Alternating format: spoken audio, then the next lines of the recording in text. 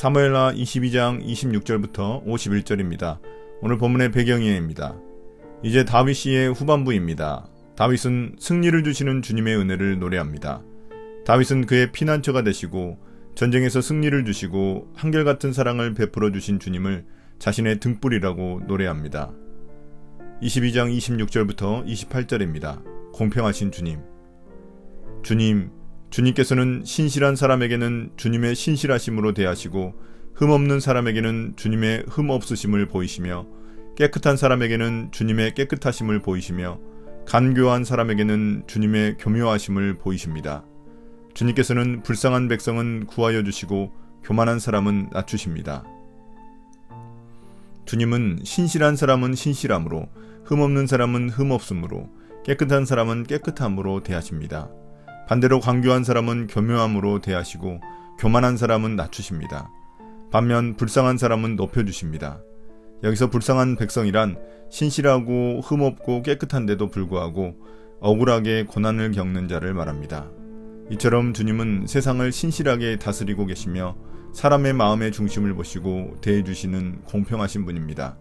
그렇기에 다윗은 주님을 신뢰하며 찬송합니다.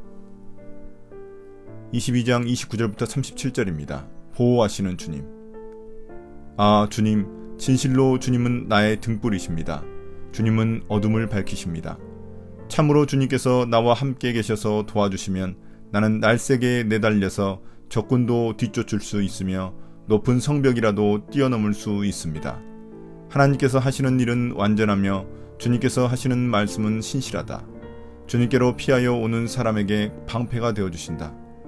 주님밖에 그 어느 누가 하나님이며 우리의 하나님밖에 그 어느 누가 구원의 반석인가. 하나님께서 나의 견고한 요새이시다. 하나님께서는 내가 걷는 길을 안전하게 하여 주신다. 하나님께서는 나의 발을 암사슴의 발처럼 튼튼하게 만드시고 나를 높은 곳에 안전하게 세워주신다. 하나님께서 나에게 전투 훈련을 시키시니 나의 팔이 놋쇠로 된 강한 활을 당긴다. 주님께서 구원의 방패로 나를 막아주시며 주님께서 안전하게 지켜주셔서 나의 담력을 키워주셨습니다. 내가 발걸음을 당당하게 내딛도록 주님께서 힘을 주시고 발목이 떨려서 잘못 디디는 일이 없게 하셨습니다.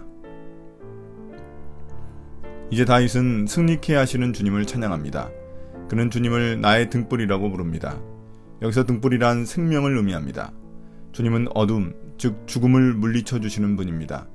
이러한 생명의 주님이 도와주시기에 다윗은 적군을 뒤쫓고 높은 성벽조차도 뛰어넘을 수 있었습니다. 그리하여 다윗은 승전가를 부릅니다. 31절에서 주님의 일이 완전하고 주님의 말씀이 신실하다는 것은 약속하신 대로 어떤 환난에서도 구원하시는 주님이시라는 의미입니다. 그렇기에 주님은 그에게 방패가 되시며 구원의 반석이 되시며 견고한 요새가 되셔서 가는 길에 장애물들을 제거하여 주시고 안전한 길로 가게 하십니다. 또한 주님이 암사슴의 발처럼 튼튼하게 해주신다는 것은 전쟁에서 필수적인 빠른 발을 의미합니다. 그 결과 사슴처럼 높은 곳에 있는 고지를 점령하게 하십니다. 더 나아가 주님은 싸우는 법까지 가르쳐 주십니다. 강한 활을 당길 수 있는 힘과 기술까지 주십니다. 공격법뿐만 아니라 방어법도 가르쳐 주십니다. 다윗의 힘이 쇠할 때 방패로 막아주시고 안전하게 지켜주십니다. 그래서 담대하게 당당하게 일어날 힘을 주시고 실수하지 않게 하십니다. 29장 38절부터 43절입니다. 심판하시는 주님. 나는 원수들을 뒤쫓아가서 다 죽였으며 그들을 전멸시키기까지 돌아서지 않았습니다. 그들이 나의 발 아래에 쓰러져서 아주 일어나지 못하도록 그들을 내가 무찔렀습니다. 주님께서 나에게 싸우러 나갈 용기를 북돋우어 주시고 나를 치려고 일어선 자들을 나의 발 아래에서 무릎 꿇게 하셨습니다. 주님께서는 나의 원수들을 내 앞에서 도망가게 하시고 나를 미워하는 자들을 내가 진멸하게 하셨습니다. 그들이 아무리 둘러보아도 그들을 도와줄 사람이 하나도 없고 주님께 부르짖었지만 끝내 응답하지 않으셨습니다. 그래서 나는 그들을 산산이 부수어서 땅의 먼지처럼 날려버리고 길바닥의 진흙처럼 짓밟아서 흩었습니다. 이제 다윗이 전쟁에 임하는 장면입니다. 원수가 전쟁에서 져서 도망치는 결론부터 말하고 있습니다. 원수에게서 쫓겨다니던 신세에서 뒤쫓는 자가 된 것입니다. 원수가 완전히 망하고 무릎 꿇을 때까지 진멸하게 하십니다. 원수들을 구해줄 사람이 아무도 없고 주님께 부르짖어도 응답하지 않으십니다. 이처럼 다윗의 원수들도 주님을 믿는 자들이지만 그들의 부르짖음은 아무런 소용이 없습니다.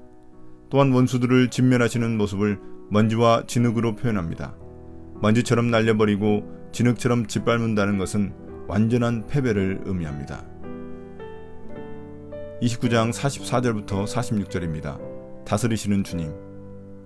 주님께서는 반역하는 백성에게서 나를 구하여 주시고 나를 지켜주셔서 뭇 민족을 다스리게 하시니 내가 모르는 백성들까지 나를 섬깁니다. 이방 사람이 나에게 와서 굽실거리고 나에 대한 소문만 듣고서도 모두가 나에게 복종합니다. 이방 사람이 사기를 잃고 그들의 요새에서 떨면서 나옵니다. 이제 전투가 끝나고 시의 절정 부분입니다. 다윗 왕국이 온 세상을 지배하게 됩니다.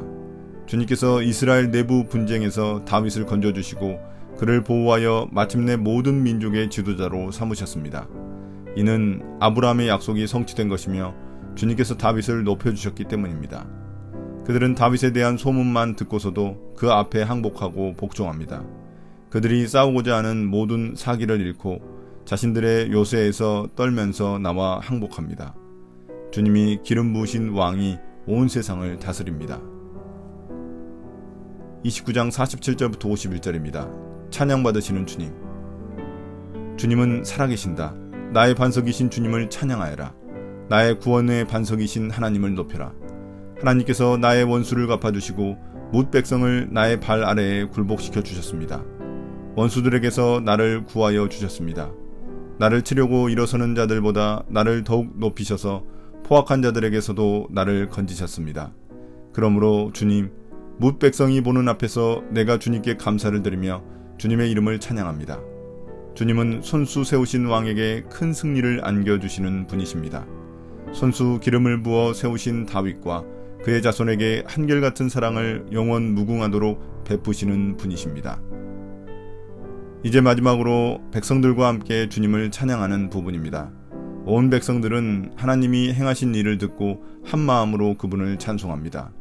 주님의 살아계심과 구원의 반석이신 주님을 높입니다. 원수를 갚아주시고 모든 민족을 다윗 왕 앞에 굴복시켜 주셨습니다. 50절 51절은 이 시의 전체 결론입니다. 다윗은 모든 백성들 앞에서 주님께 감사하며 찬송합니다. 왜냐하면 주님은 주님이 세우신 왕에게 큰 승리를 주셨고 기름 부으신 왕에게 한결같은 사랑을 베풀어 주셨기 때문입니다. 오늘의 묵상 포인트입니다. 첫 번째, 하나님은 어떤 분입니까? 하나님은 다윗이 생명의 위협을 받으며 위기 가운데 있을 때 그의 등불이 되어 주셨습니다. 피할 길을 보여주셨고 잃었던 삶의 생기를 되찾게 해주셨습니다. 하나님은 우리 삶에도 등불이 되셔서 우리가 어둠 가운데 고통을 겪을 때 우리를 비추고 살리십니다. 두 번째, 나에게 주시는 교훈은 무엇입니까? 다윗은 자신을 원수들에게서 구원해 주시고 승리를 주신 주님께 감사와 찬송을 올려드립니다. 그 모든 것이 주님의 한결같은 사랑 때문임을 고백합니다. 우리에게도 그 사랑의 증표가 있습니다. 바로 십자가입니다. 주님은 우리에게 한결같은 사랑을 베푸셨고 오늘도 구원하셔서 감사와 찬송을 받으십니다. 오늘의 기도입니다. 주님, 제 삶의 등불이 되셔서 내 안에 숨은 모든 어둠과 죽음의 그림자가 사라지게 해주십시오. 모든 두려움과 어둠 가운데 구원하시는 주님을 찬송하게 해주십시오. 예수님 이름으로 기도드립니다. 아멘.